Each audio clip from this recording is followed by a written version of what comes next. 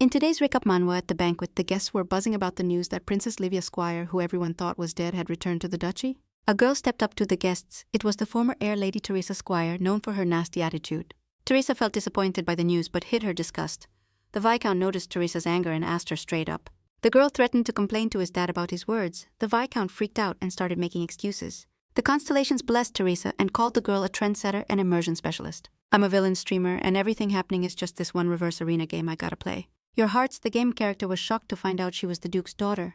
The game character has to go back to her family. The dad, hyped about his daughter's return, gifted her a property. Along the way, there'd be plenty of handsome dudes.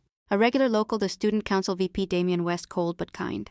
And Ilya Bernstein, the brilliant blue-eyed heir of the rival family and a professor at Valhalla Academy. Clyde Willow, a golden man in every sense with magical purple eyes. Emperor Yugis Rodrigo, but the game character's happiness won't last long. Princess Teresa Squire wants to kill the heroine in a power struggle. The dad will hate and kick the game character out of the family inheritance. He won't put up with her antics anymore. A plea for forgiveness echoed in the air. Sooner or later, the dad would pity his daughter and forgive her. You gotta win everyone's love and reach a happy ending. In real life, the disappointed girl sits in front of her laptop chugging an energy drink. Jane, the game creator, isn't happy with how fast the main villain dies. Frustrated, she left the empty bottle on the table. The Game of Gods developer had put in mad hours but still wasn't fully satisfied with the results. Jane's mad because the villain keeps dying. She thinks maybe the heroes are too basic. She opens up the main villain's character profile. The main villain, Teresa Squire, is a jealous, cruel, aggressive girl. The developer thinks Teresa is just a collection of humanity's worst traits, so this character isn't realistic either.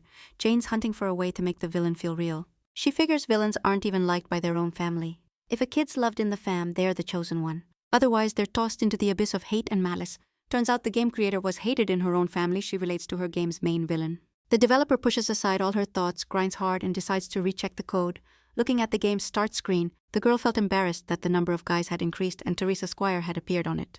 Suddenly, the girl got dizzy and the image before her eyes blurred. Jane opened her eyes. She was already in Teresa's body. With loaded windows floating around her, a man poured water on Teresa. Classic villain awakening vibes. The girl jumped, looking around in shock, trying to figure out what the hell was going on. Teresa stared at the cruel aristocrat. She recognized him, Duke Raoul, Squire Teresa, and Libby's dad. Now she knew where she was. She was in the room from the game's opening scene inside the main villain's body, her own game's villain. Destined for a bad ending, she hoped this was just a dream. A blue window popped up in front of Teresa, asking her to name her channel to start streaming. The girl was shook. She hadn't added streaming to her game. It was called Bitsis Ladeka. The stream started. The constellation viewers began tuning into the stream as Teresa realized what was going down and thought about what to do next. Duke Raoul got angrier and angrier. Raoul accused Teresa of getting drunk. After breaking off the engagement, Teresa treated her fiancé like a slave, so the wedding got cancelled. Suddenly, a voice confirmed that none of this was a dream. The voice took shape. The man who appeared decided it was time to talk to the girl. This is the channel admin. His name's Oswald. It's all his fault that the developer ended up in Teresa's body and would be forced to play the villain role. The girl looked back at the harsh words from admin Oswald and stepped away from him, confused, her face twisted in disbelief. A bead of sweat ran down her temple as she reasoned she hadn't created this character and simply couldn't be in this game. Oswald was calmly reviewing constellation comments when Teresa realized he had dragged her into the game. The admin smiled and told Jane not to freak out, that he was there to offer her a sweet deal. If she failed the mission, she'd go straight to hell. The man, Jane's dad, pursed his lips in anger and said he was disappointed in her. All his muscles tensed, but his face stayed stone cold. The woman, Jane's mom, hugged her 2 kids from her new marriage and scolded Jane for not loving her stepdad. Punished the girl by not throwing her a birthday party. Ghostly black chains tightened around Jane's arms, legs, and neck, because her hell was a flashback to childhood where she was a burden and a kid who got whipped.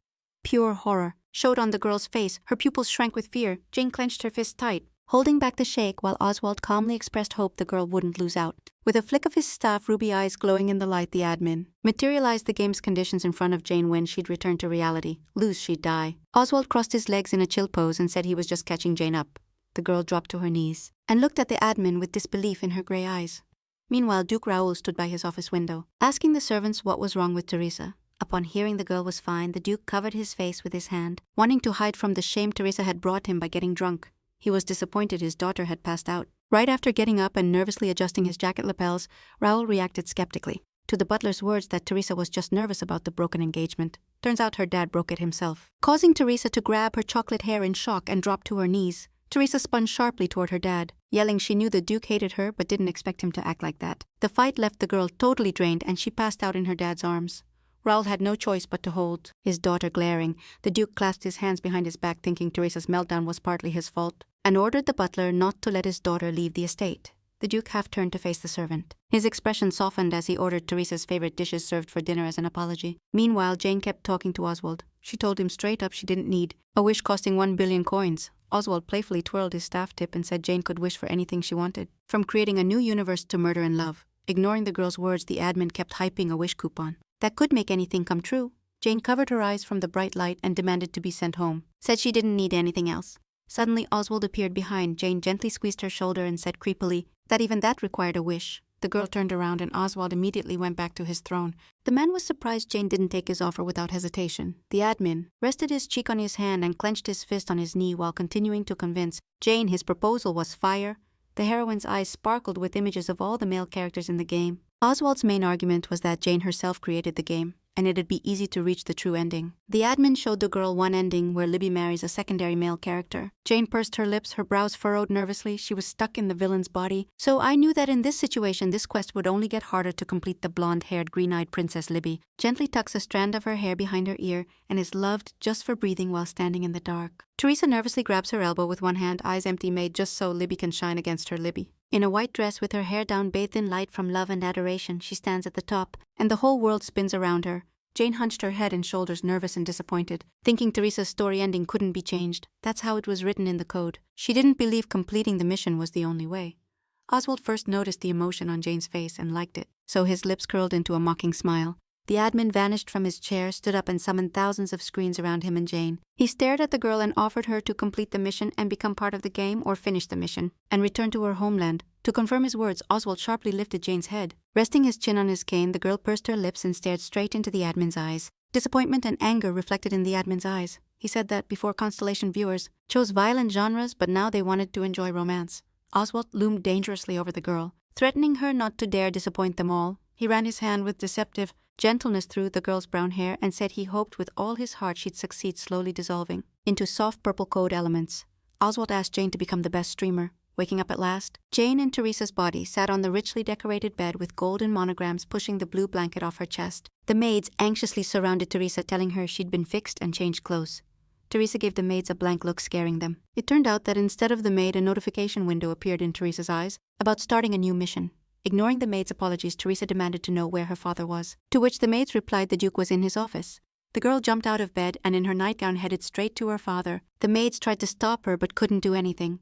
The girl opened her bedroom door and briefly noticed a comment about a request to see the main male character sighing skeptically at the audience's demands. The girl ran to meet her father, thinking about what she should do, concluding that the safest way to win was to win her father's love. She burst into her father's office in a completely inappropriate way. Teresa called out to her father. The girl was disheveled from sleep and running, but her expression said her news couldn't wait. The father called his daughter over and scolded her for her appearance, and the butler Sebastian was sent home. The Duke rubbed the bridge of his nose, tired, already bracing himself to hear Teresa's next stupid complaint. The girl interrupted her father and said she'd seen the missing Livio. This news shocked the Duke. Raoul lowered his hands and looked incredulously at Teresa, who stared calmly back. Teresa, looking at her father, repeated her words. She definitely saw Libby, because the girl she had met was an exact copy of the portrait of her stepmother in her youth. A blonde girl in a pink dress shielding herself from the sun. Libby disappeared when she was 2. Everyone thought she was dead. Clutching her hand to her chest and opening her eyes wide, Teresa confidently said Libby was alive. The brunette literally radiated light. A beautiful carriage pulled by 2 white stallions stopped at the gates of the Squire estate, and the coachman announced their arrival to Libby.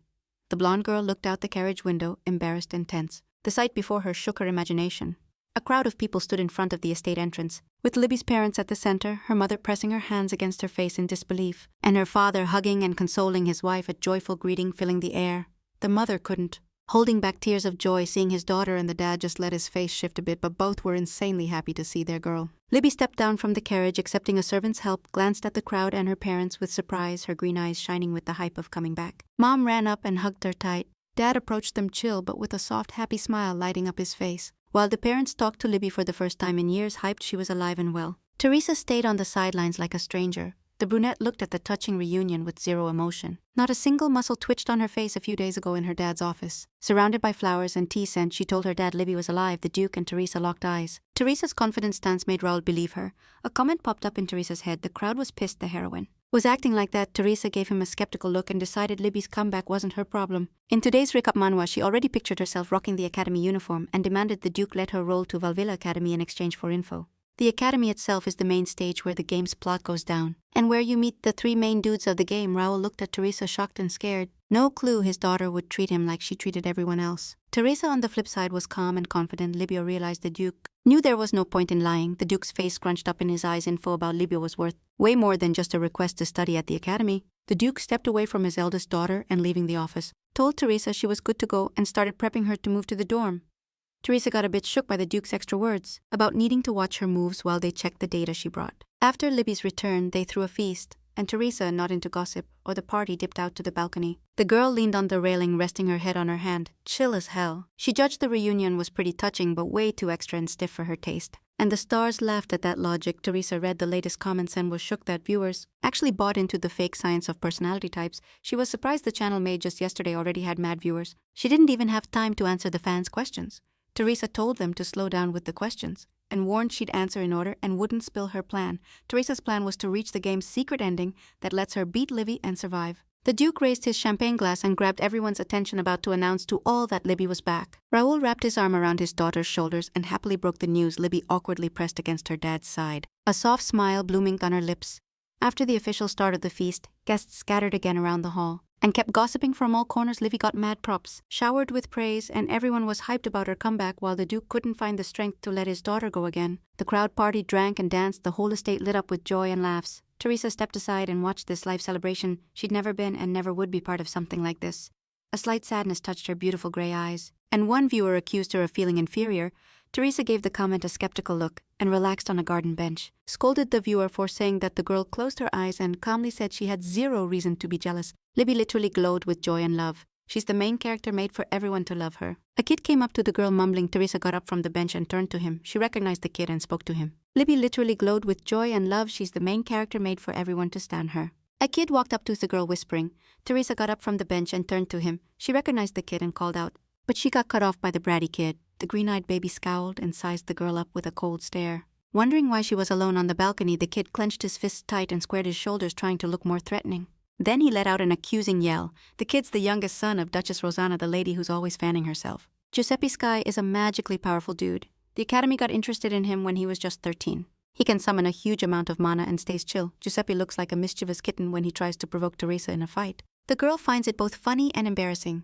The boy pointed at Teresa, making the girl more and more uncomfortable. When dealing with the grumpy kid, she took a half step back. He accuses Teresa of hating Livy, having overheard his chat with the Duke while Giuseppe messes up his sister's title, and Ruli points at the girl. Teresa leaned toward her little bro and calmly corrected him, but the kid had to back off. Teresa looks at Giuseppe calmly and with patience, not mad at him, understanding his childish temper. Teresa remembered her past life, her little brother crying because their dad didn't recognize her, and her little sister's coldness since she was a kid. The girl was brainwashed to believe she'd never truly be part of the family. No matter how hard she tried sighing with relief and smiling, Teresa concluded that Giuseppe was basically an angel compared to her other acquaintances. She tells her bro he's a lot like her, which leaves Giuseppe stunned. Teresa's words confused and pissed off the boy, who clenched his fists by his sides and shouted he wasn't like Teresa at all. Duchess Rosanna came over at the shout and called her son, grabbing both his and Teresa's attention. Rosanna scolded her son for making noise as she walked softly toward the garden, her steps full of hidden dignity and strength. Teresa watched the Duchess with interest, knowing exactly what to expect from this woman. Rosanna talked to her son and sent him to the hallway with the others. While Teresa stayed still, the Duchess excused her son's behavior, blaming his immaturity as he passed by. Rosanna apologized for Giuseppe's behavior, but Teresa, sensing a trap, firmly denied the boy's guilt. Rosanna put her hand to her cheek, surprised. She expected Teresa to be mad, but the fake good mood vanished from the Duchess's face. She accused Teresa of not being happy about Libby's return.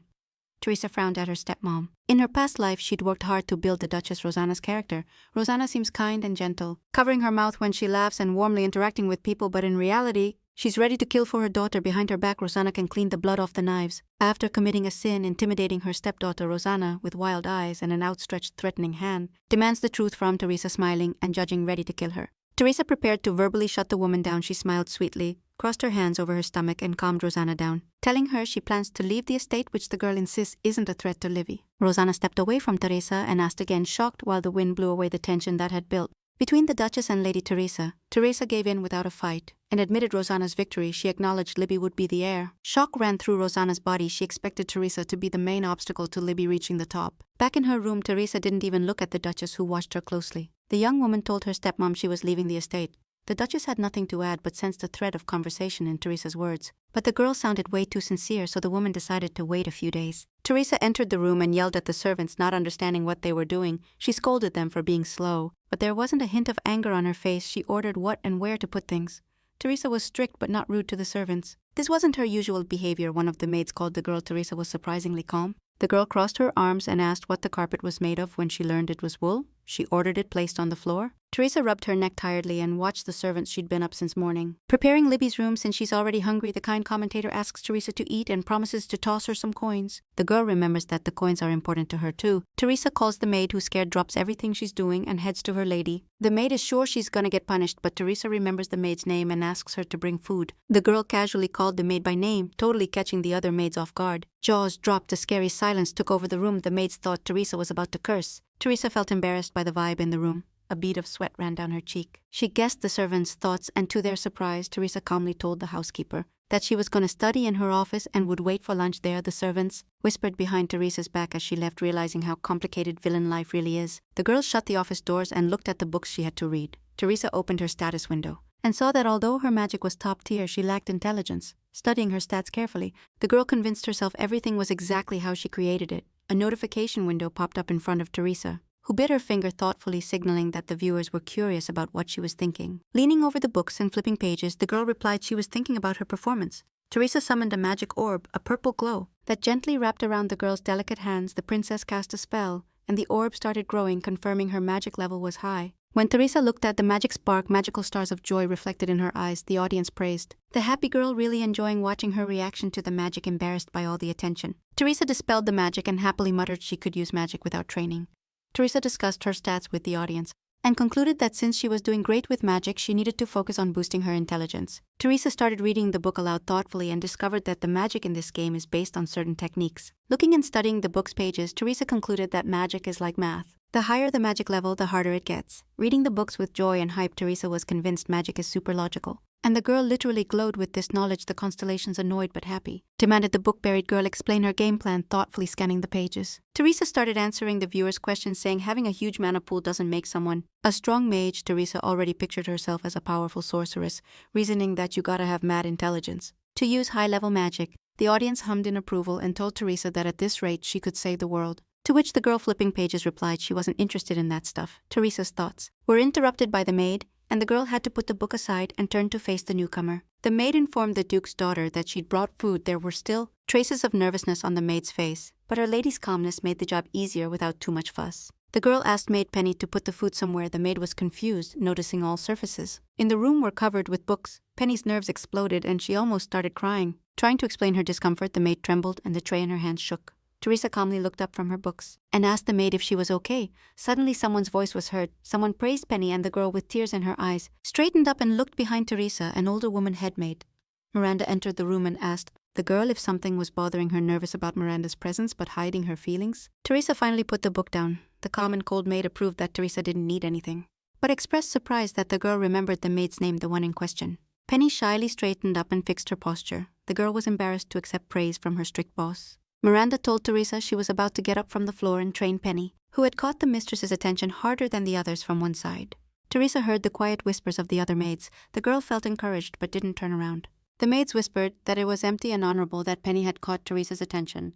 It'd be better to serve kind and sweet Livy in their fantasies. Teresa, wearing a green dress and with disdain in her eyes, walked away from the servants. According to them, she wouldn't remember a servant. Even after serving for over 10 years, they argued how arrogant Teresa only remembered the names of 2 servants. In today's recap, Manhwa, the butler Sebastian and the head maid Miranda. In a Spanish shame attack, Teresa lowered her hands and shrank back, mentally yelling that her predecessor was just a damn idiot. The commentator asked if Teresa planned to take power through the servants. The girl tiredly brushed her bangs from her face and refuted the spectator's words. As she left, Miranda remembered that the Duke had asked her to pass on to Teresa an invitation to a family meal. Mentioning family, all positive emotions and relaxation left Teresa's body. The Duke, looking down on his eldest daughter, politely asked the girl to come, something that had never happened before. Teresa didn't look at her father, not believing he cared about her wishes. The girl got deeper into bad thoughts about her place in the family but got distracted by a notification window popping up. Teresa remembered today's date and was surprised the family remembered what day it was. The whole family was gathered at the table in the dining hall, with Duke Raoul sitting at the head of the long table, Duchess Rosanna to his right and their kids, Giuseppe and Livy to his left. Teresa proudly entered the dining hall, nervously clutching her dress in her hands. The girl was super surprised her dad remembered her birthday. Her posture was tense and full of distrust, and her father's welcoming words made her shiver. Duke Raoul relaxed in his seat at the table, invited Teresa to join him for the meal. The girl pressed her lips together, staying silent. In response to her parents' words, only the brooch shone in the light. Teresa's seat was set farthest from the rest of the family. She pulled out a chair and sat down. The girl couldn't believe they remembered her birthday. Hiding her confusion, she looked at the food offered and decided today was a good day. The traveler thought maybe she'd already changed the story. The world around her was spinning. Raoul approached his youngest daughter, smiled tenderly, and put his hand on her back. Libby returned her dad's warm smile. The Duke announced that positive results had come in for the kinship test. Teresa's eyes widened, and her body went limp but didn't collapse. Her hopes were in vain. The girl smiled sadly and hunched over a bit. She expected something like this but still wasn't ready. Teresa gripped her skirt tightly in her hands and bowed her head. Her father didn't remember her birthday or the family meal honoring Libby's return. Duchess Rosanna smiled happily, feeling like she'd been rejuvenated by joy. Teresa had no place in this happy family. Little Giuseppe, despite etiquette, bombarded Libby with questions during the meal, and Teresa was ignored as usual. The Duke, like his wife, rejuvenated by happiness, showed interest in his daughter's return, so he wanted a gift for her entrance to the academy. They didn't remember Teresa's birthday. Seeing the audience's interest in the unfolding drama, Teresa lifted her head, looked at the Duke, and also asked for a gift. The Duke and the rest of the family froze when Teresa announced she wanted to buy something. The girl elegantly cut the steak served for lunch and started justifying the pocket money. But they didn't let her finish. She didn't even have time to bring a piece of meat to her mouth before her father interrupted and demanded that they continue the conversation later. The Duke's eyes darkened again. His brows furrowed and irritation flashed in his eyes. A dangerous aura splashed around the wicked Duke, ready to strike Teresa at any moment. He doesn't want to get mad on this happy day, which he directly tells his eldest daughter, Teresa. Calmly showing no sadness or disappointment, he puts down his cutlery and asks his father to set a time to talk. When asked if the Duke has time for Teresa, Raoul slams the table threateningly with his hand. The Duke's loud shout makes the plates on the table shake, and the family members sitting beside him cringe in embarrassment and fear. Teresa sits away from her dad and listens to his selfish accusations. The pain pierced the girl's heart, making her eyes widen. The Duke had no time for her whims. The Constellation viewers demand Teresa say something about her birthday or throw food at her dad. The girl lights up and agrees with the viewers. Teresa had memories from her past life of her mom hugging her little sister and refusing to celebrate the older sister's birthday in favor of the younger sister's competition. The family waits for Teresa's reaction. Everyone's tense, bracing for a scandal. The girl wipes her mouth with a napkin, takes her time, and prepares to share her thoughts with her dad with disappointment and a bit of sadness. Teresa pulls the napkin away from her mouth and tells her family that today is her birthday. The Duke's arrogance fades and he nervously drops his shoulders. Teresa didn't want to force them with bad vibes on her birthday. Raoul scolds Teresa for blaming him for her stupid birthday, and Teresa just presses her lips tighter in response. The Duke looks at Teresa angrily, secretly thinking maybe he was too harsh, but above all, he just doesn't want to hear Teresa's drama. The brunette finds the strength to respond, hiding her eyes behind her bangs as she admits her mistake. She quickly gets up from the table. Teresa barely touched her food. The girl asks for permission to leave. Teresa looks sadly at her dad and asks him to let her skip the meal as a birthday gift. The Duke stares at his usually calm daughter in shock. He expected anything but her voluntary exit. As Teresa distances herself, Jane realizes there's no one to be mad at. She wrote this script herself for Duke Raoul. The Duke silently sinks into a chair and lowers his head, looking pissed off at Teresa's lack of manners. The Duke's words break the heavy silence of the dining hall and make everyone turn to him. Raoul wasn't gonna just give Teresa something like that. A nervous tension shows in the man's posture. Teresa looks at her dad in shock. She just wanted to leave ASAP. The Duke gives in and lets Teresa go, looking at her with surprising sweetness and telling her he'll give her a blank check. Teresa bites her tongue in shock and freezes, imagining the insane amount that just landed in her hands. She nervously bows and tries to refuse the gift, but the Duke interrupts her, reminding her she's still part of the Squire family. Teresa steps back in shock. Jane, now controlling the heroine's body, isn't totally used to having that kind of cash at her disposal. That check could buy an entire mine. Teresa had expected it more for Libby than herself. Teresa considered her dad's offer while her eyes searched for a trap in his actions. Teresa's words piercing the thick curtain of silence made the whole family shudder, and she accepted the check. The girl thanked her dad and quickly walked toward the dining hall exit. At the door, Teresa turned to Libby, looked at her warmly, and congratulated her on coming back. Moved by such behavior, Libby couldn't hold back tears and sincerely thanked her sister. Teresa cast one last glance at her family, blaming herself for ruining such an important day for Libby. The brunette smoothed the folds of her skirt and clicking her heels left the dining room. Teresa never looked back, wishing her family happy times. The heavy wooden doors slammed shut behind the brunette, and Teresa looked tiny against the backdrop of the huge empty hallway. ghostly coins rained down on the girl. And the audience was hyped by her moves. The constellations decided to level up Teresa's channel rank. They were tired of donating bit by bit, and because of that, the girl suddenly felt sick and started losing consciousness. More and more comments and questions started flooding Teresa every single second. It was causing her physical pain. She had to lean on the wall so she wouldn't totally collapse. Teresa's hand touched the wall. The girl hoped she'd escaped a place where she was forced to fight for someone's love. Teresa literally dug her fingers into the wall. A painful hiss escaped her throat and sweat dripped down her face. The girl nearly blacked out and dropped to the cold floor. Suddenly, Oswald appeared with a stretched smile on his lips. Showing his satisfaction with how Teresa was running the stream, he picked up the girl. Unconscious, and congratulated her on her channel rank. Oswald dragged the girl to have some tea and explained there were only 5 channel levels. Teresa noticed time had frozen with the admin's arrival, and as it passed, alongside the servants frozen mid-move, Oswald explained that as the level increased, so did the amount of donations. Crossing his arms over his chest and looking skeptical at Oswald, Teresa clarified she could only receive up to 1000 coins at once. The girl doubted anyone before her could pay 1 billion for a wish coupon. Because after doing the math, she realized it was almost impossible. The admin smiled maliciously and assured the girl that people had bought a coupon before Teresa. Oswald grabbed the girl's hand, knocked her to the ground with his cane, and teleported her to the interworld. Teresa freaked out at the sudden scene change, her face twisted with fear and confusion. The admin proudly announced that every hero who bought a wish ticket was chosen. A flicker of doubt flashed in Teresa's eyes. She didn't trust Oswald. Magical ribbons wrapped around the girl's arm and forced her closer to the admin's side. Oswald and Teresa, hand in hand, walked toward a bright light passage to another part of the game universe. During the transfer, the admin looked down on Teresa and confirmed she could easily buy a wish ticket too. They arrived at a massive library. Oswald mocked the girl, saying he personally worked on magic in this world and transferred books and data about magic from other worlds here. Unsatisfied with her situation, Teresa demanded they let go of her hand. The admin laughed and agreed to grant the girl's wish. The magical ribbons released the brunette's hand and finally let her step away from Oswald. Teresa immediately jumped away from the admin and rejected his suggestion that she wasn't feeling well.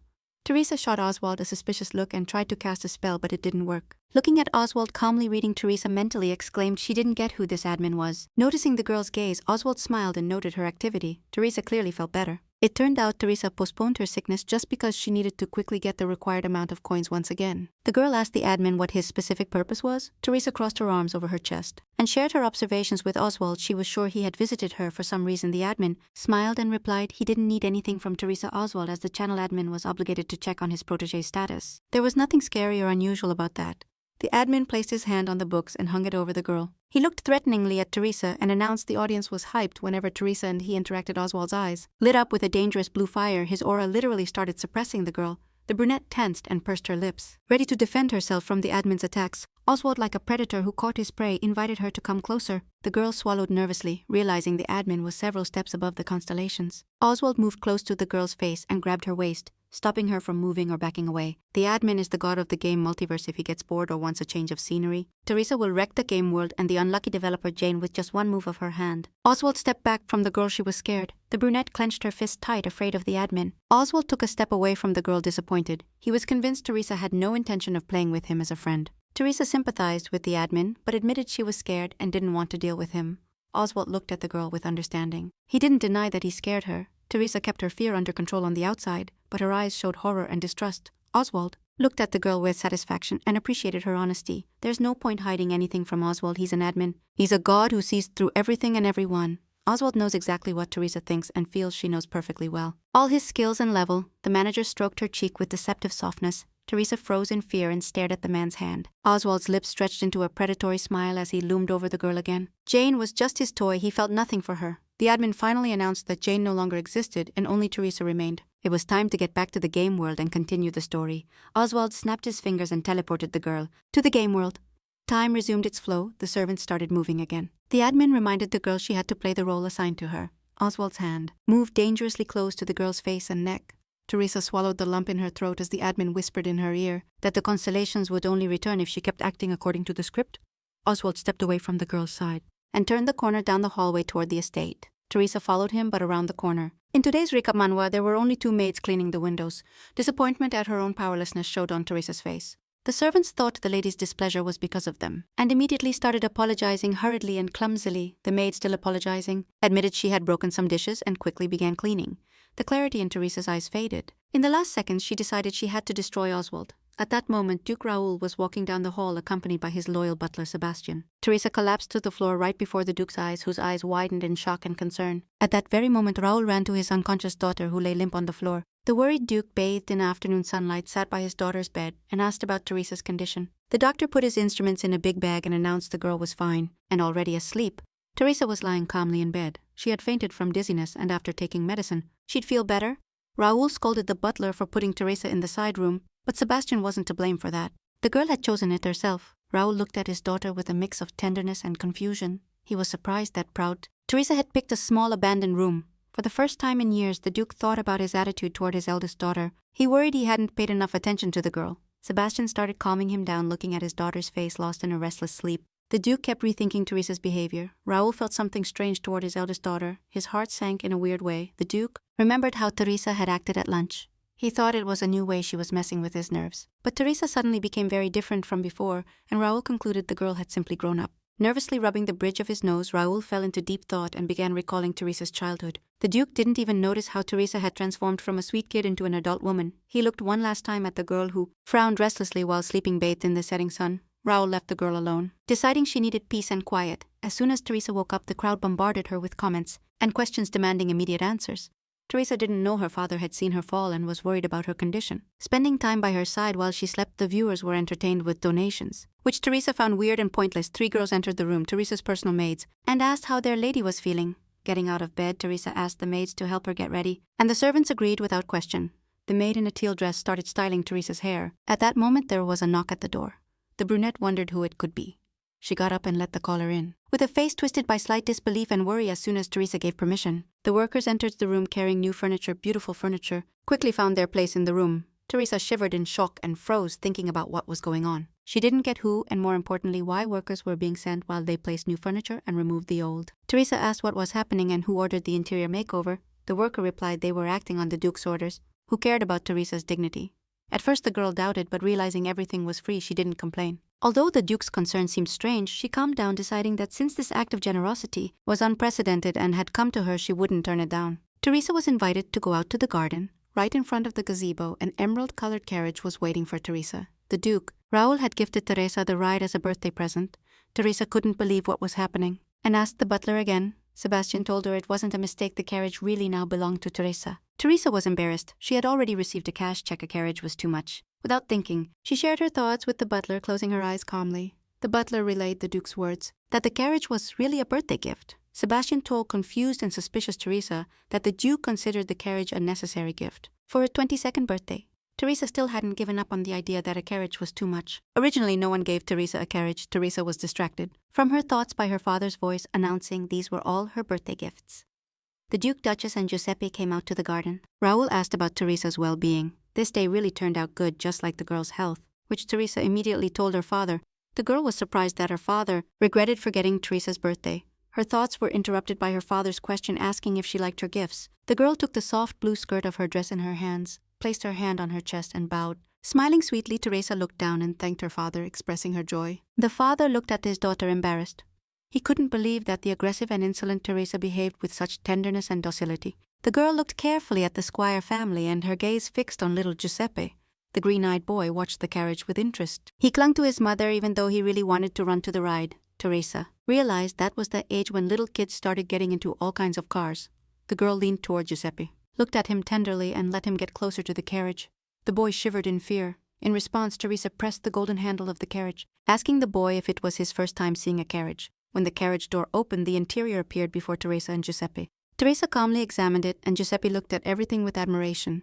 Teresa started talking out loud about the cost of the carriage. Giuseppe didn't pay attention, and the Duke and Duchess were very surprised. Teresa was lost in thought, literally not paying attention to the world around her.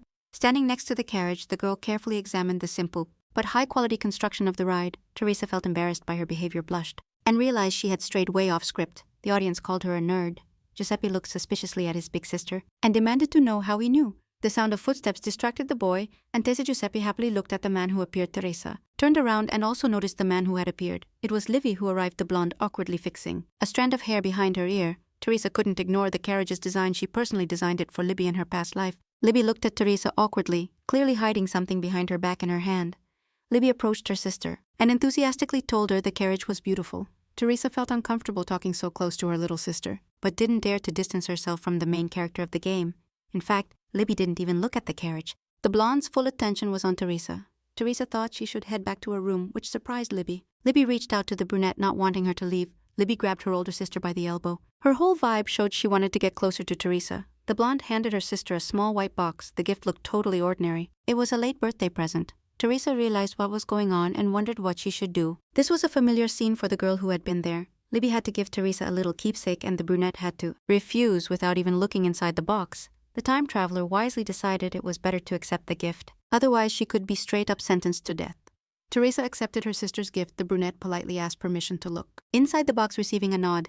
Inside was a small bracelet. Nothing special, just a thread with 2 knots. Teresa remembered she had taught Libby the skill to make things with her own hands, and realized Libby had made the bracelet herself. Teresa praised Libby for her effort and thanked her for the gift. The blonde was super happy her sister liked it. Noticing Libby wanted something, Teresa asked if she should try on the bracelet, getting a nod from her little sister. Teresa put the bracelet on and thanked her sister. The bracelet matched her style perfectly. Libby's green eyes reflected pure joy, thrilled to have pleased her sister. While Libby and Teresa chatted, the Duchess looked at the girls with surprise and suspicion, and the Duke quietly felt glad as girls got along. Duchess Rosanna didn't stay silent. She thought a simple thread wasn't worthy of the eldest Squire daughter. At her stepmom's words, Teresa turned confused to look at her, and Libby awkwardly stepped away from her sister. The Duchess pulled a pendant from her bracelet. It wasn't expensive, but was an important piece of jewelry to her. It was an expensive aquamarine she had when she got married. Rosanna placed the stone on her stepdaughter's bracelet, a gift from her for Teresa's birthday. The brunette was stunned by the surprise. She definitely didn't expect a gift from the Duchess, the woman she was supposed to compete with. Teresa swallowed the lump in her throat. The girl was confused, not knowing what to say to her stepmom. Teresa's long silence in response to the gift was taken by the Squire family as rudeness and proof of the girl's bad attitude. Teresa looked at her father and caught his look of displeasure at her bad manners with the Duchess. Teresa apologized for her rudeness with a trembling but calm voice. It was the first time in her 2 lives she'd received a birthday gift, especially one from the heart. Teresa thanked her for the gift and said goodbye. The Duke was surprised by his eldest daughter's behavior. He demanded she stay, but didn't have time. The nervous girl had already left her family's company. The girl ignored her father's shout and ran away from the family. Teresa was too confused and embarrassed to interact with people treating her warmly. As Teresa ran through the garden, breathing hard and searching for a reason, she reasoned Rosanna couldn't allow Libby's gift to be rejected. The girl stopped at the fountain, leaned on its edge, and looked at the water, seeing her reflection. She searched for answers in her own eyes. She didn't let herself think too much about her place in the family. Kneeling by the fountain, she reflected on how she hadn't been raised with love, that she gave too much importance to petty things, and that she thought she'd been way too arrogant by nightfall. The maids had fully prepped Teresa to go out, and the crowd was packed with praise and congrats for her. As she kept adding coins to her account, Teresa decided the crowd was overhyping it. After checking herself in the mirror, she didn't see anything unusual. She looked in her own eyes, just like always. The maid Penny asked where Teresa was headed so late, since tomorrow was the first day of school. She didn't want the girl to feel bad. Tomorrow, Teresa looked at Penny condescendingly and said she was going to the auction, needed to buy something. She needs a dimensional key, a special item that lets her reach a secret ending. The key helps open special locations. Penny was worried about Teresa's condition at the auction, saying Count Fabio would be there. At first the girl didn't get who that was, but the next second Teresa realized that Count was her ex-fiancé, whom she hadn't treated very well. Teresa tilted her head nervously and assured Penny she'd be fine and that it was her fault. The breakup. The girl showed up to the auction in a beautiful dark blue dress. The dimensional key would appear today at the Sanrio Hotel on the stairs. Teresa ran into Giuseppe and was surprised he was there so late. The boy looked grumpy at his older sister and pouted. Apparently he was in a bad mood. It turned out the boy wasn't happy with Teresa's outfit, and the girl didn't get what was wrong with the dress. He looked her up and down critically from chest to feet and said he thought she looked decent. The boy expressed his discontent. With the look of the hem on his big sister's dress, the boy gathered magical power in his palm and aimed it at the girl's dress as she walked away. He enchanted the hem of Teresa's dress. Giuseppe made the girl's dress shine with every step she took. Teresa looked at the dress surprised and turned to her little brother. Embarrassed and acting like it had nothing to do with him, Giuseppe looked away from Teresa. The boy quickly grew fond of his sister, and the crowd also appreciated the boy's actions. In front of the Centennial Hotel, the auction participants gathered. People smoked and argued about the goods. A fancy carriage arrived at the hotel. A whisper ran through the crowd. People thought someone from the imperial family had arrived when they noticed the Squire family crest. In today's recap manhwa, people started speculating about who it could be when Teresa proudly got out of the carriage. The crowd was super surprised. The guest didn't expect her father to bring the carriage as a gift. The page helped Princess Teresa out of the carriage and gave her a polite bow as a greeting. The noble ladies whispered among themselves they knew Teresa had arrived, but thought it was just rumors. Giuseppe was right when he made the girl's dress shine. Clothes like that grabbed attention. They started comparing her to a noble fairy. One of the guests looked at Teresa and voiced everyone's thought that Lady Squire was just drawing attention to herself as the girl entered the hotel. The guests commented on her extravagance and rudeness. No one was shocked the engagement broke off.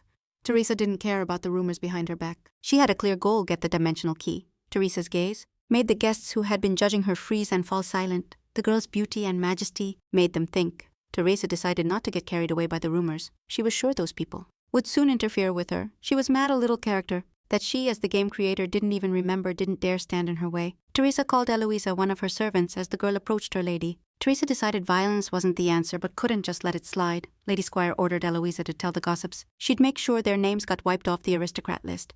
Eloisa agreed without question to carry out Teresa Squire's order. In response to the servant's consent, Teresa smiled and went to shop at the auction. The hall wasn't full yet. There was still time before the auction started, so Teresa stayed surrounded by her maids. Eloisa looked around the banquet hall with delight. She had only ever heard about banquet halls like this before. While Teresa sipped champagne, the maid figured not all aristocrats could afford to throw such a lavish feast. After checking out the people in the room, Teresa concluded that among the nobility, there's a strict hierarchy and aristocrats hustle hard just to get VIP status by visiting this place. Teresa noticed there were barely any servants around, mostly just happy guests, and she clearly shouldn't drink too much here. The maids left her alone, saying they'd come at the first call. Teresa realized she was drawing way too much attention. Everyone here was aristocracy, but most of them ranked below Teresa in status. Many would approach her just to boost their own standing. Thanks to the fame and power of the Square family, people would come up and chat with Teresa just to flatter her. Teresa accidentally bumped into a guy who immediately snapped, yelling aggressively, even though he didn't even know who'd annoyed him. As soon as Count Fabio realized Teresa had pushed him, he froze on the spot. He lost the ability to speak. His scream echoed through the hall and scared the guests. Count Fabio screamed like a little girl, and all his arrogance instantly vanished as he dropped to his knees. He started begging for mercy from his ex-fiancé, but Teresa didn't recognize him at first. Then she realized that guy was Count Fabio, her ex-fiancé, just by the bald spot on his head. Teresa remembered how she'd bullied the dude until he started balding and refused to break off the engagement until Fabio began begging her humiliatingly. She told Duke Raoul about it, the reason Fabio was so scared to get out of that awkward spot. Teresa let the Count go, and Fabio promised never to forget the mercy of the brunette until his dying day. Teresa walked through the crowd away from the Count, and the crowd parted for her. The girl walked to the table to grab a cup, and the people around immediately scattered as she made her way to the couch to comfortably wait for the auction to start. People cleared the path for her. Teresa started eating dessert calmly, and from how everyone acted around her, she realized that now, in everyone's eyes, she wasn't just a ticking time bomb but a plague carrier. Loneliness was normal for her, so Teresa was pretty chill with the situation where no one came near her. Suddenly, someone called Teresa from behind. She turned, licking the spoon indecently. Teresa was called by a lady, who asked how Squire was doing and pretended to be pleasantly surprised by her presence. Teresa didn't recognize this girl at all. Even though, as the universe's author, she should know everyone here, the constellations were not happy about this situation at all. Teresa pointed out that as the channel level and viewer count rose, so did the number of haters, who didn't get that games aren't made by one person but by a whole team. Even the lead developer can't remember all the background characters, who, by the way, he neither drew nor wrote. Teresa saw the main hater got blocked by Oswald and realized he wasn't called the channel admin for nothing. Watching the girl and her crew, Teresa concluded that even if she didn't remember them, the previous owner of the body wouldn't have let such treatment slide. Teresa got distracted from her revenge thoughts by a familiar voice. An older woman approached the group of girls and called them all over. She politely joined the conversation. Looking gently at the girls, Teresa turned and stared at the woman in shock. Her eyes widened in surprise. She clearly remembered who this woman was, the Marchioness of Chatty. Her daughter was a member of the imperial family. The Marchioness herself had a stellar reputation. The Marchioness of Chatty would take Libby under her wing in the future. The Marchioness herself has a solid rep. Marchioness Chatty will be the one to take Libby under her wing in the future. She'll teach her etiquette and other sciences. If Teresa slips up, it's game over. Chatty greeted Teresa separately. The girl needed to show her best side. The Marchioness gave a slight respectful bow, expecting something similar back from Teresa. A quest popped up that had to be nailed perfectly. At first, Teresa didn't get what this sudden test was about. Lady Squire started thinking hard about what to do. She should have been the first to greet everyone, but she didn't know the titles or names of the others there. Teresa mentally asked for a hint, and a notification popped up in front of her saying new items had appeared in the shop. Teresa realized this game had a shop, and there had to be something useful for her there. Teresa opened the shop. A variety of items appeared in front of her that she could buy from the many products displayed in the shop. Teresa found what she needed: an etiquette book and a character test. First, Teresa bought a character check, spending 5,000 coins on it. The next purchase for the girl was a book on etiquette. Teresa bowed politely and dipped low. She apologized for being late to the greeting. The girl didn't expect to run into the Marquise at today's auction. The Marquise looked Teresa over, carefully sizing up her behavior as the girl straightened up. She greeted the Marquise and said it was an honor to have the attention of such an important person. Lady Hamilton mockingly commented that since their last meeting, the brunette had turned into a lady with good manners. Teresa politely thanked the girl. Impressing the Marquise was more important to her than proving her case. The Marquise of Chatty bit her lip subtly and noticed that Lady Squire had indeed changed for the better. Teresa glanced at the pop-up notification window. The unexpected mission had been perfectly completed. The Marquise evaluated Teresa's behavior, looked pleased, and expressed hope for a pleasant conversation between her and Lady Squire. A smile bloomed on the woman's face. The Marquise of Chatty rarely smiled without a reason, so her smile meant Teresa had nailed it. After successfully completing the mission, donations started pouring in for Teresa, and the audience was shocked she spent part of her savings instead of hoarding till the end. The commentators enjoyed Teresa's antics just as Lady Jamiel asked the brunette about her birthday. In Lady Jamiel's eyes, Teresa was still a kid. She was amazed at how the brown-haired girl could turn into such a beautiful lady. Teresa refused to use such words, saying they were just compliments she didn't need anymore. The Marquis of Chatty smiled slightly and hinted that this year would be interesting and bring big changes. In the Marquis's eyes, Teresa would soon become the flower of high society. The woman looked Teresa up and down with a sharp gaze. At that moment, the constellations got curious about what being the flower of high society meant. Teresa began to explain mentally to the audience the meaning of this title. To reach the end with the Emperor, you gotta stand out at the ball held in August. The Emperor himself has to place a crown of white lilies on the heroine's head. Brushing off these thoughts, Teresa concluded this had nothing to do with her. She was a villain, not a heroine, and planned to focus on her studies. One of the girls noticed the bracelet shining on Teresa's hand. After all, Libby's gift was with her. The question of where the brunette got that bracelet didn't surprise Lady Squire. Teresa touched the bracelet and smiled softly. The accessory stood out because it didn't fit the heroine's status. The girl said it was a birthday gift from her little sister, which charmed her listeners. The conversation shifted to news about the young Lady Squire's recent return to the family, and everyone was surprised Teresa and Libby had gotten so close so fast. Teresa looked tenderly into the distance. Her gaze warmed and her smile softened.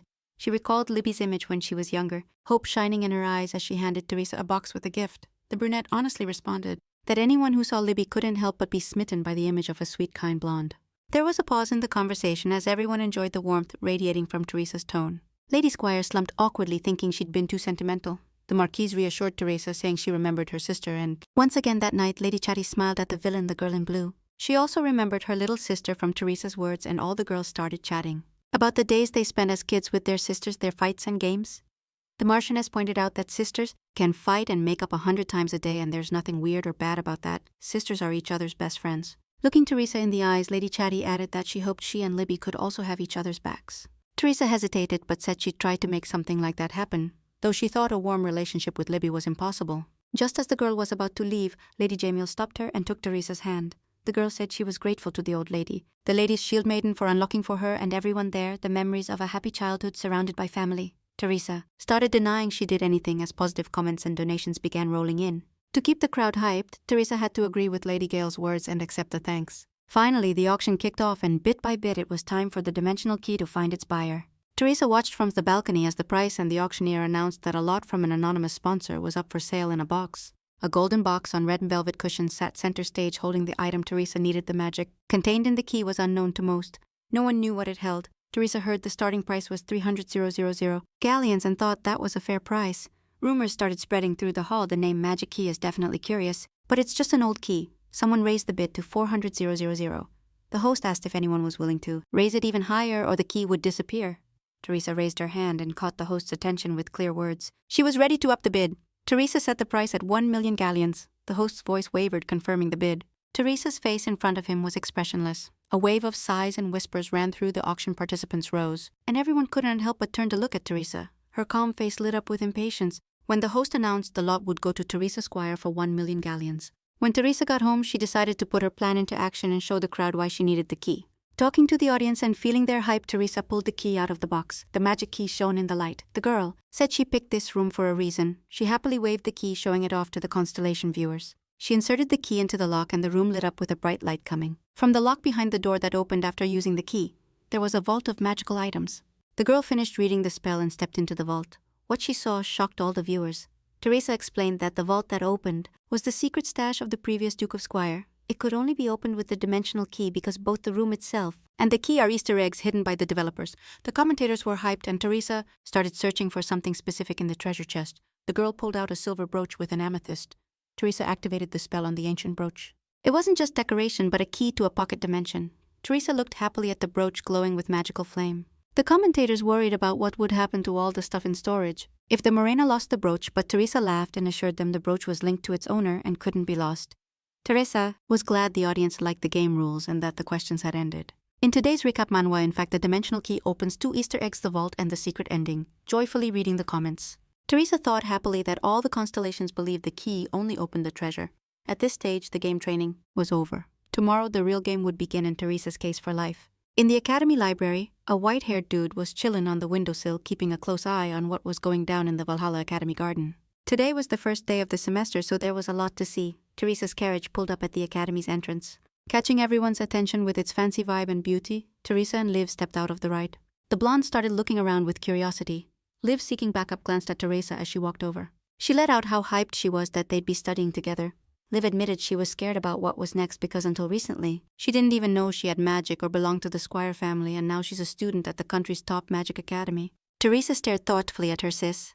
As a developer, she thought Liv's entrance to the academy was a natural plot progression. But now Teresa realized no one in the fam had considered Liv's feelings at all. Teresa called out to her sister, pulling the blonde out of her spiral of thoughts and future fears. The brunette offered to let her use her carriage for back-and-forth trips. The ride was way too good to just sit unused. Liv was surprised but low-key grateful for her sister's generosity and gave a weak thanks. Teresa figured the carriage was originally meant for Liv. As the girls walked toward the academy gates, Liv voiced her confusion about why people were paying so much attention to them. Teresa explained that everyone was scared and sizing up the villain. For Liv, Teresa had another reason for the extra attention. She said new hot girls always get more eyes on them. Liv blushed at the brunette's low-key compliment. Teresa herself got distracted by the starry-eyed comments. Spectators want to see the main dude of the whole show. Teresa told Liv the ceremony would happen in the auditorium and offered to take her sister there. The girls got interrupted and spooked by a sudden uproar of girls screaming. The academy's handsome student council president Demian was walking up to the academy. A bunch of girls swarmed Demian, competing to confess their love and shower him with praise. Liv asked her sister who Demian was. Teresa told the blonde he was the student council president of the academy. Liv was trying to spot the guy in the crowd with interest, and Teresa just wanted to check something out. Demian's presence turned out to be a plus for her. According to the original script, Demian should now be running from a mob of fangirls chasing him. The blue-haired dude is supposed to bump into Liv and get to know her that way. Demian's a special student, with a scholarship from the Squire Foundation, so he can't be ignored.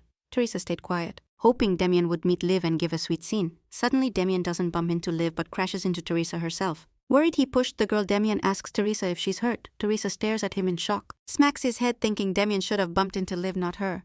Teresa, Liv, and Demian awkwardly look at each other. While standing in the garden outside Valhalla Academy's entrance, Teresa dismissed the idea that the scene was off. She ordered the system to give her info on Demian. The system didn't waste a second and pulled up data on Demian. A loudmouth dude with a big head. Teresa was more interested in his heart scale. The assassin concluded that even playing the villain, she could build relationships with the heroes. The character's behavior changes depending on their sympathy level. 1 heart means friendship hangouts and a friendly vibe. 2 hearts level up the relationship to best friends, giving a chance to get to know the character better. 3 hearts open flirting. The character shows signs of interest and invites the girl on a date. 4 hearts mean love touches, and the character's attitude toward the girl gets sweeter and more sensual. And finally, 5 hearts lead to the true ending. A happy ending. From now until the end, the black hearts Demian had toward Teresa mean hate and hostility. This is the route to a bad ending. 1 heart means caution, 2 is anxiety, and 3 is a threat sign. 4 black hearts show intent to kill, and 5 show that a bad ending has happened. In short, black hearts are a warning to the player. In their first encounter, Demian shows a black heart to Teresa. The girl is obvious because she is. The constellation spectators watching the looks between Teresa and Demian started paying close attention to how the girl would handle that male character. Teresa's supposed to look down on Demian because he's a pleb, but Teresa decides to act in a way that boosts her likability level. Teresa smiled sweetly at Demian, tucked a strand of hair behind his ear, greeted him, and asked how his vacation went. Demian's eyes went wide as hell. He expected anything from the villainess, but not a kind attitude toward himself.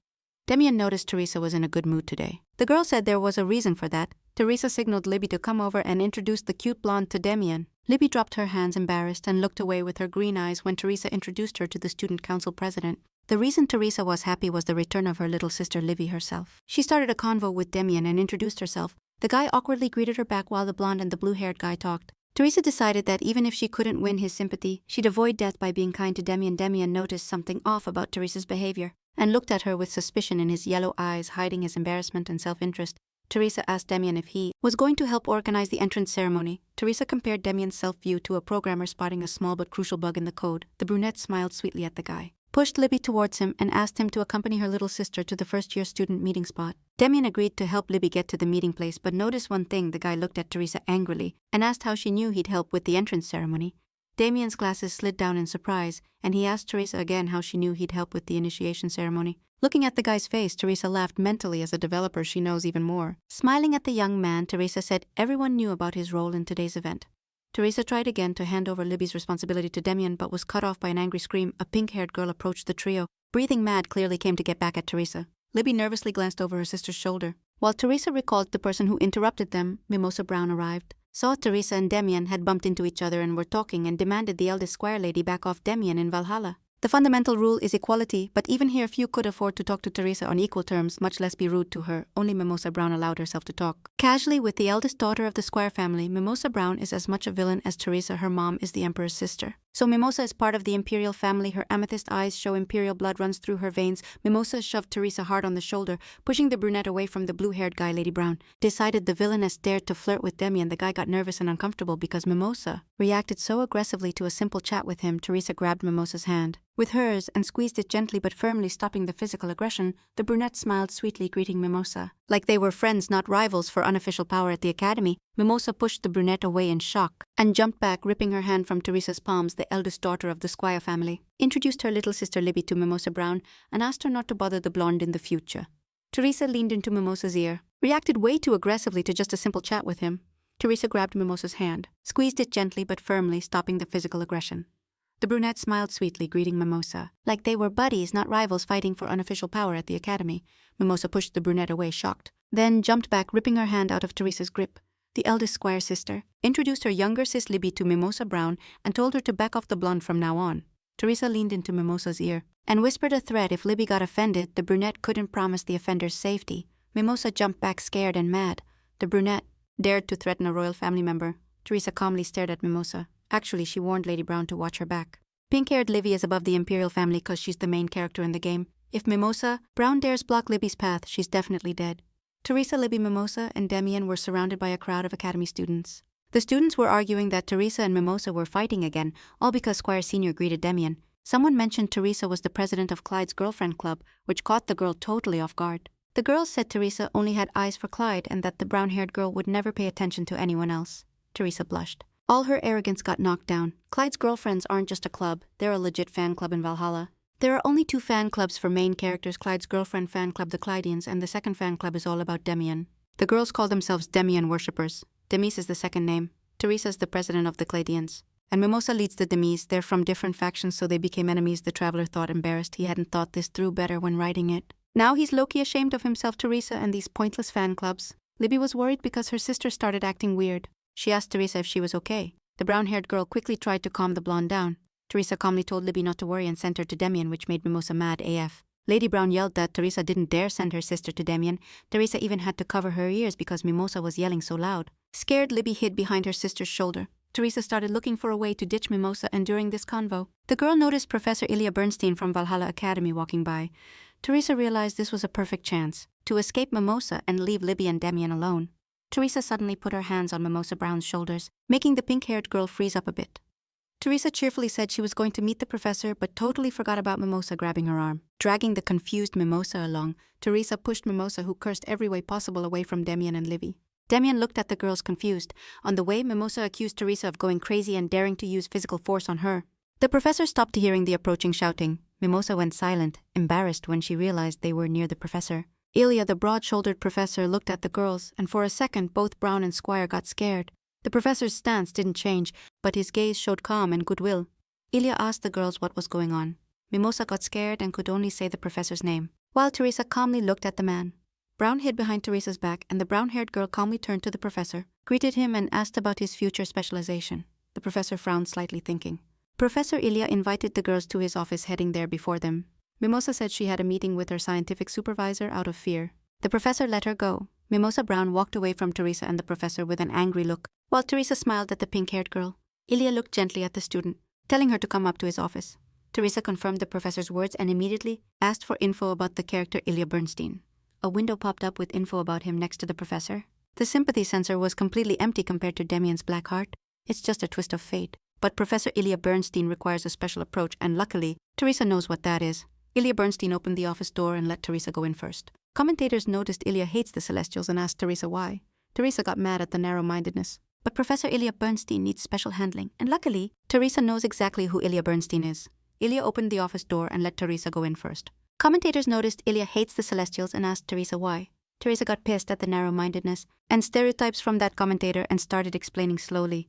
Teresa followed the professor and explained mentally to the constellation viewers that Celestials meant angels. In the game world of gods, there are several races. Gods are powerful beings with selfish natures. Angels, seemingly pure and kind creatures, are totally under the gods' control. Demons, dwellers of the underworld, want revenge on other races, and monsters are all those creatures that don't look human, nor like anyone else. Once upon a time, the dimensions of these races were separate from each other. Without touching at all, but because of an incident involving Ilya, the professor is known as the Great Demon Ablo. Teresa pointed out that the ending with Ilya is bad not just for her, but also for Libby. If you get close to Professor Ilya Bernstein, humanity is facing total wipeout. Once upon a time, Elias was an archangel, one of the most powerful angels. He ruled the heavens, actually. He was the ruler of paradise, but the other angels didn't like Elias's rule, and they killed his twin and banished Elias himself to the underworld. Archangel Elias fell and carved a new name into his soul. The great demon spoke, swearing revenge on those who ruined his life in human form. Ilya doesn't look like an angel or a demon. He's strict but fair. Teresa decided everything would be fine. And there's nothing to fear for now. Elias's goal is to destroy heaven and all the angels. To do that, he needs to destroy the human world that lies between heaven and hell.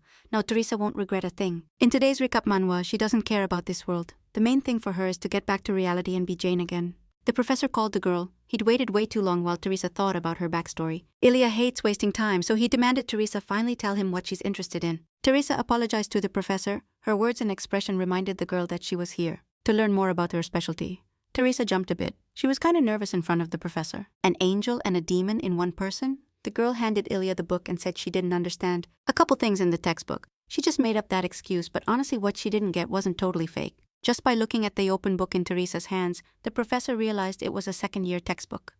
Ilya asked the girl with interest how much she'd understood. Teresa got nervous and didn't know how to answer right away, but she quickly gathered her thoughts, opened the book halfway, and showed the part giving her trouble. It was the elemental magic section. Fire, water, air, and earth are common magic types, but the girl wanted to know why white and black magic can't be used. Teresa looked at the professor's face. The last two magic types were lost during the ancient magic kingdom, but theoretically could be used. The commentator asked for a shorter, more detailed answer, but Teresa didn't have time for that. She was watching the professor's emotions. The professor looked seriously at the girl and called her out. This topic was covered in the academy's third year, but Teresa skipped to the fourth year and theoretically should be familiar with this theory.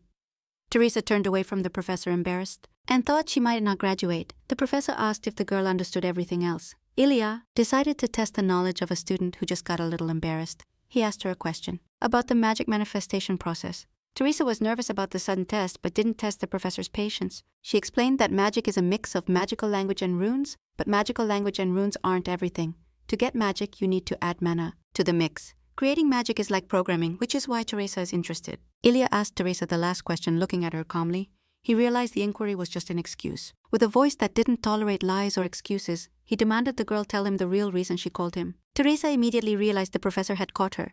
She had to honestly say. She was in a tough spot, and the first thing that came to mind to get out of it was to call the professor. He was a bit surprised Teresa decided to run away with him. Teresa had already realized that out of all options, choosing to escape to the demon's lab was a bad idea. Teresa noticed something had changed in the professor. Turns out Ilya's sympathy level for Teresa went up to 1 heart, so his gaze and attitude softened, which caught Teresa off guard.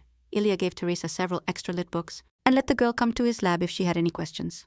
Despite the initial sympathy level towards Ilya Bernstein, the professor still considered the books he gave Teresa as a punishment for her bad behavior. Teresa felt awkward. She didn't expect to get punished, but had no choice but to accept the books. Teresa walked thoughtfully down the hallway from Professor Ilya's office carrying the books. He punished her, but his sympathy went up, which was unexpected because in the original Ilya doesn't have weird preferences in the hallway. A girl called out to Teresa, and Lady Squire turned to look at her old acquaintance. On the girl's chest, who shouted, and the other girl's, was a sapphire butterfly in a silver frame.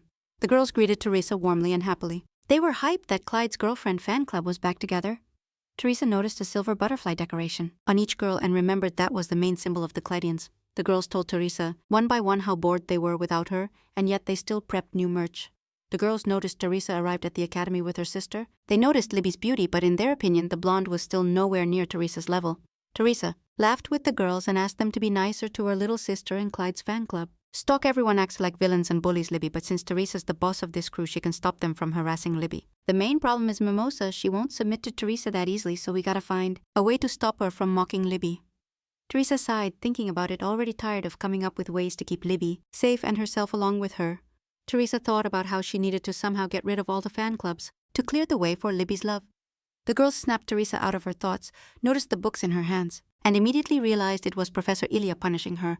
Teresa exhaled. Reading isn't a punishment for her. Don't feed her bread. Let her learn something new from this world. The blonde girl Tori noticed Teresa was, as always, one step ahead of everyone. The brunette tilted her head confused. She had no plan. Just wanted to read what Ilya gave her. Tori reported that Clyde was currently in the library, and Teresa needed to go to the library to read. Teresa almost dropped the books from surprise. She knew nothing about this, and wasn't planning to run into Clyde anytime soon. The girls led by Tori were hyped about Teresa's foresight, and praised her smarts. Teresa decided she needed to meet Clyde and talk anyway, and asked to be told which library Clyde was in. They sent her to Valhalla's main library. It was huge and bright, with tons of books and reading spots. Teresa noticed there were 1,000 times more books there than in the Squire family library. She put the books on the table and made a spot to read. Teresa heard footsteps. Now it could only be one person. She found Clyde. The white-haired guy turned his attention to Teresa, his light blue eyes showing coldness. The constellations noticed that Clyde Willow seems like the genius he really is. Teresa got to the library and finally found Clyde Willow. The guy was coming down from the second floor of the library. The first thing Teresa looked at was Clyde's character info window. The young man didn't even bother to look at the president of his fan club, which isn't surprising since the info says Clyde hates love. Teresa looked at the info window in shock. She was surprised Clyde had 2 hearts on the sympathy scale filled in black. Viewers noticed all the main male characters have birthdays on January 31st and asked Teresa about it. The girl answered that the fact is the game's climax falls on that day. All characters whose sympathy bar fills with red hearts will send Libby a birthday invite. Depending on which invite Libby accepts, the ending will change. Teresa got distracted from her conversation. With the audience from the scrape of a chair on the floor, Clyde pushed the chair away from the table and sat down. Teresa turned her interested gaze toward the boy. Despite her obvious dislike, Willow sat not too far from Teresa to keep up appearances. Teresa returned to the books that Professor Ilya had punished her to read about one of the constellations. He demanded that Teresa sit across from Clyde, but the girl refused, saying that Clyde wasn't constantly in the library. It turns out the Valhalla Magic Academy belongs to the family. Willow, Clyde's grandfather, is the president of the academy. Clyde's father, Leonardo Willow, died at a relatively young age from a mental illness. Therefore, the Duke of Willow named his grandson Clyde Willow as his heir. Unfortunately, relatives from collateral branches opposed this decision, citing the fact that Leonardo's mental disorder was passed down to Clyde. However, once Clyde graduates from the academy, the relatives won't be able to challenge the Duke of Willow's opinion or question Clyde's abilities anymore. Now, while there's still a chance to change the academy president's mind, all branches of the Willow family are waiting for Clyde to slip up. Clyde just needs to survive this year, so he simply hides from danger and intrigue in the library. Clyde noticed the attention Teresa was giving his unmodest self and turned his gaze toward her, throwing a cold, angry look at the girl. He was clearly not happy with the brunette's attention. Teresa didn't pay much attention to Clyde's presence. She was reading enthusiastically. The girl liked the goat the professor gave her, and even thought about looking for the next volume. She happily concluded that elemental magic was the hardest, but at the same time the most interesting. Teresa was distracted from her fascinating reading by Clyde Willow's rough voice, who was interested in the fact that Teresa Squire herself was busy reading.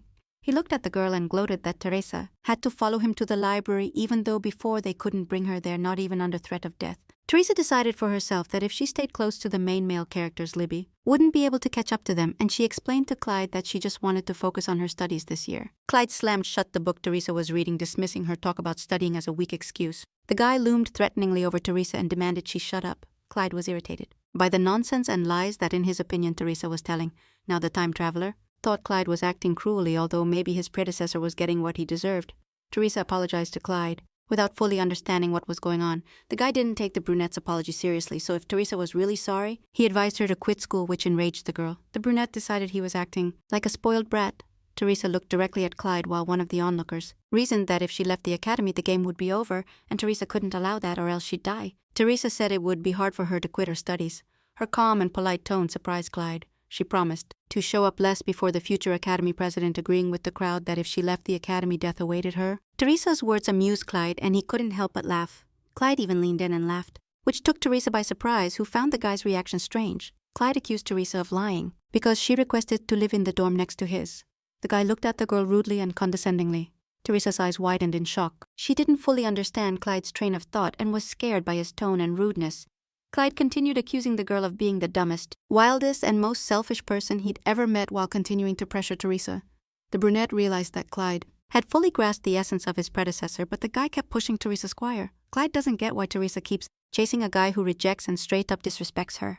The constellations said that in moments like this, it's usually said that the feelings are gone, But that would be way too predictable and boring. Teresa agreed with them, but unrequited love isn't that simple. Teresa's crush on the willow heir is the main reason she's dying to survive. She needs to end these unreturned feelings. Teresa clutched her chest, looking embarrassingly vulnerable, and admitted it was hard to explain what she felt now. Clyde Rio thought Teresa was about to make a move to win him back, but the willow heir was already getting ready to leave. The only thing that stopped Clyde was Teresa kept talking. The brunette confessed that loving him felt too natural. The calm honesty and a certain warmth in Teresa's words froze Clyde and made him turn to look at the girl. Confused, Popodanka thought about his past life. He created this world with his own hands. Clyde put a lot of effort into crafting the main characters, so he just can't hate them. Teresa tenderly told Clyde she loved him like it was fate, but couldn't explain why she felt that way.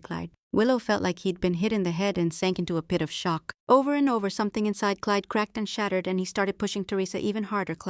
In today's recap manhwa, she repeated Teresa's words coldly and cruelly, looming over the girl. It turned out Teresa often said these words to Clyde with a different tone, but exactly those words. However, this time Clyde's reaction was way too serious. Like he noticed something major had changed in Teresa. Teresa cut him off abruptly, telling him loud and clear she wouldn't love him anymore. The crowd was a bit thrown off by Teresa's statement, and she herself was surprised by her own rushed reaction. But the brunette decided that was the best move. She couldn't hide her feelings.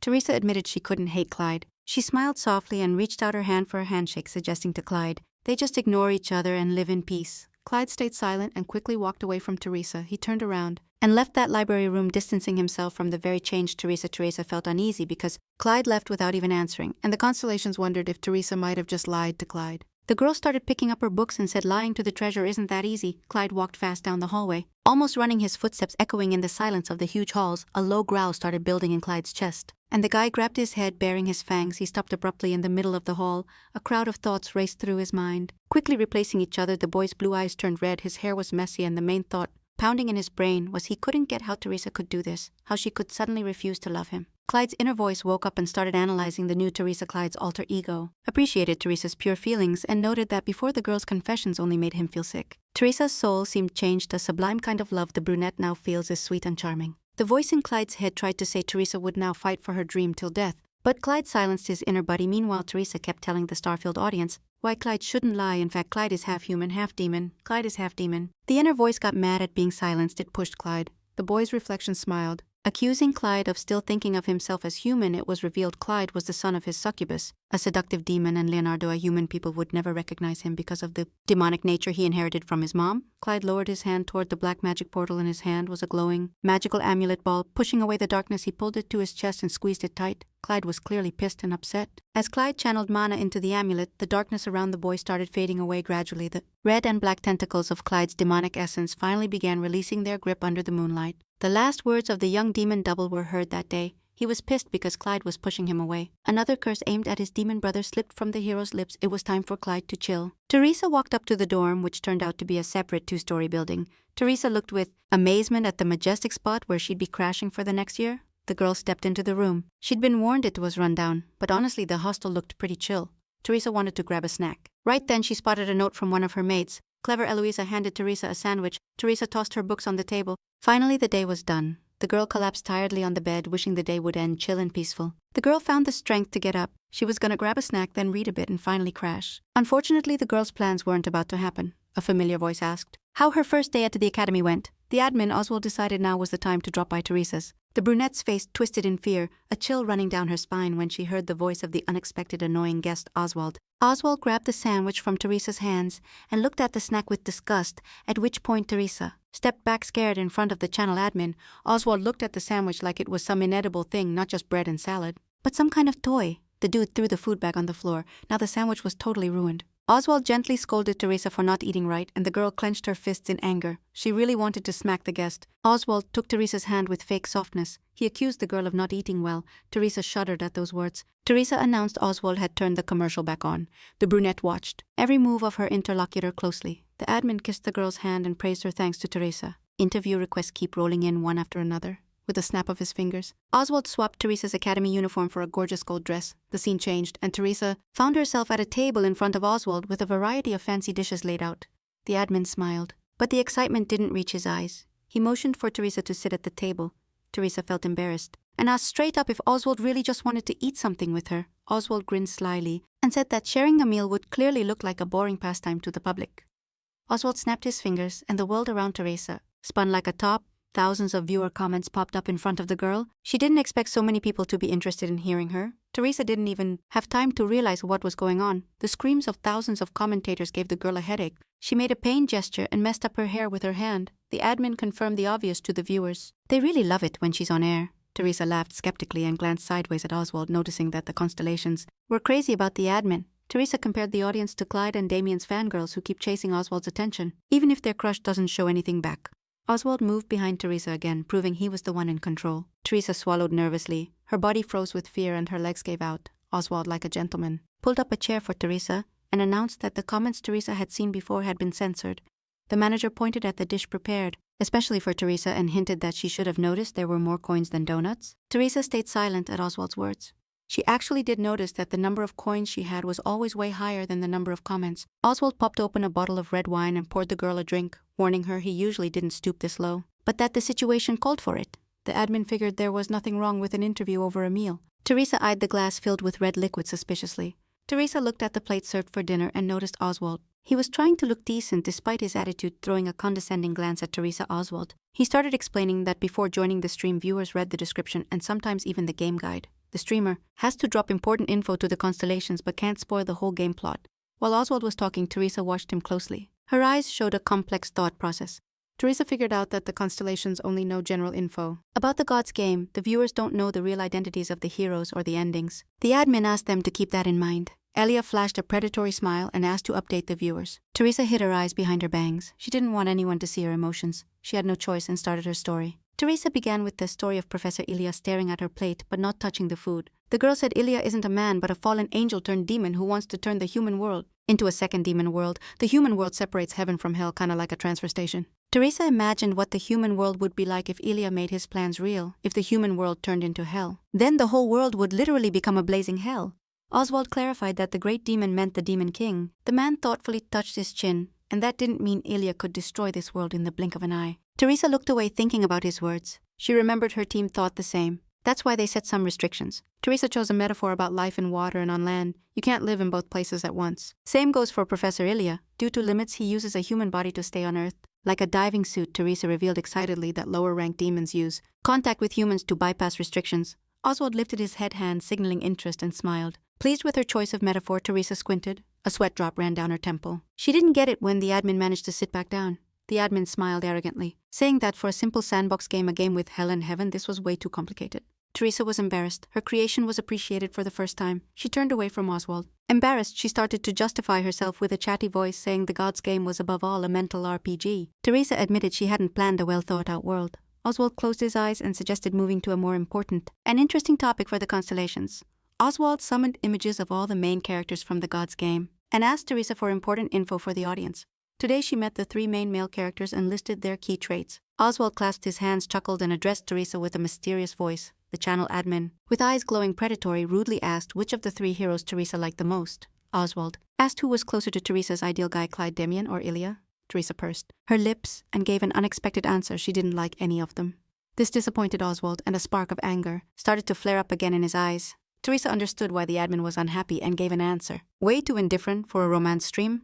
The girl hurried to fix the situation, nervously tugging the hem of her dress, and said that among the side characters who hadn't appeared, there was one who fit her taste. This character is Professor Felix Lockhart, who can understand animals and has a beautiful lab that looks like a botanical garden. Also, Teresa hadn't met the Emperor yet. The girl with a calm face decided it was too soon to pick anyone. Teresa reported that the characters they met were also nice, and Oswald looked satisfied with how Teresa got out of the awkward spot.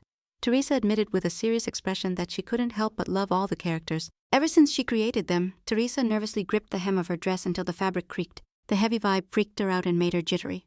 Oswald grinned, showing his fangs, and said his feelings were pretty basic and boring. But the admin didn't get that Teresa wasn't talking about feelings for the virtual content, but about what really happened to her. Teresa looked down scared and grossed out, realizing she'd upset the crazy admin. Oswald's like a ruthless, selfish god to people, way more dangerous than all the characters she'd met today. This monster in human form could do something to Teresa anytime. Or better yet, he already is. The girl hung her head, defeated. Everything Oswald said now felt lame and boring to her. In today's recap Manhwa, so she decided to ask the admin if this was his first romance-themed stream. Teresa stared at Oswald and asked what his impressions were. She decided that